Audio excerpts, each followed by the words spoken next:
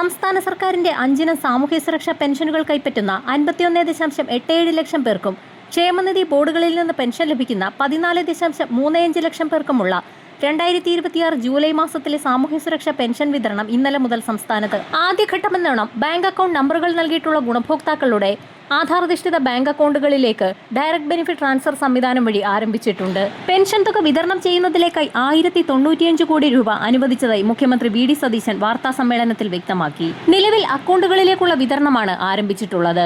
Bank അക്കൗണ്ടുകളിൽ തുക സ്വീകരിക്കുന്ന ഒട്ടുമിക്ക ഗുണഭോക്താക്കൾക്കും തുക എത്തിച്ചേർന്നിട്ടില്ല. ഇവർക്കുള്ള വിതരണം തിങ്കളാഴ്ച മുതൽ സംസ്ഥാനത്ത് സജീവമാകും.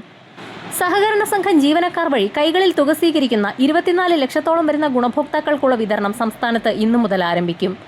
അക്കൗണ്ടുകളിൽ തുക സ്വീകരിക്കുന്ന ഗുണഭോക്താക്കളിൽ 7 ലക്ഷത്തോളം വരുന്ന NSAP വിഭാഗത്തിൽപ്പെട്ട് പെൻഷൻ തുക സ്വീകരിക്കുന്ന വാർദ്ധക്യ, വിധവ, ഭിന്നശേഷി പെൻഷൻ ഗുണഭോക്താക്കൾക്ക് 1400 മുതൽ 1800 രൂപ വരെയാണ് നിലവിൽ അക്കൗണ്ടുകളിലേക്ക് എത്തിയിട്ടുള്ളത്.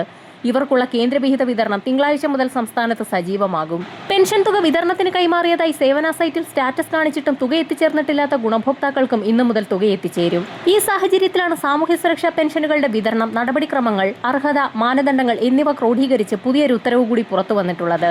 ജൂലൈ മാസത്തിലെ പെൻഷൻ വിതരണം ഓഗസ്റ്റ് 3 വിതരണം പൂർത്തിയാക്കുകയും ഓണത്തോടനുബന്ധിച്ച് ഗുണഭോക്താക്കളിലേക്ക് പരമാവധി 4000 രൂപ വരെ വിതരണം ആരംഭിച്ചേക്കുമെന്നുള്ള അറിയിപ്പുകൾ കൂടി പുറത്തു വന്നിരിക്കുകയാണ്.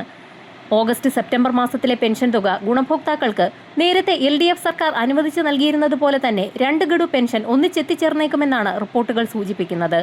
ഈ സാഹചര്യത്തിൽ ഇരട്ടി സന്തോഷമെന്നോണം സർക്കാർ പ്രഖ്യാപിച്ച 3000 രൂപ പെൻഷൻ നൽകാൻ സർക്കാർ അണിയറയിൽ നീക്കം ആരംഭിച്ചിട്ടുണ്ട്. അനർഹരെ ഒഴിവാക്കിക്കൊണ്ടാണ് പുതിയ നീക്കം.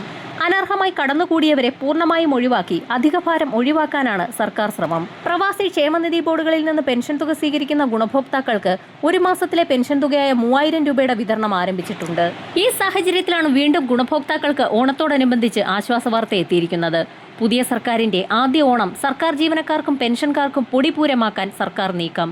ജീവനക്കാരുടെ ജനുവരിയിലെ 2% DAയും പെൻഷൻകാരുടെ തത്തുല്യമായ DR-ഉം ഓണത്തിന് ബോണസിനും ഉത്സവ ബത്തയ്ക്കുമൊപ്പം അനുവദിച്ചേക്കും. ഈ വർഷം ജനുവരി മുതലുള്ള മുൻകാല പ്രാബല്യത്തോടെ 7 മാസത്തെ DA കുടിശ്ശിക പണമായി നൽകാൻ ആലോചനയുണ്ട്. ഓണത്തോടനുബന്ധിച്ച് സാമൂഹ്യ സുരക്ഷാ പെൻഷൻ ഗുണഭോക്താക്കൾക്കും 2 മാസത്തിലെ പെൻഷൻ തുക ഒരുമിച്ചെത്തിച്ചേരാനാണ് സാധ്യത.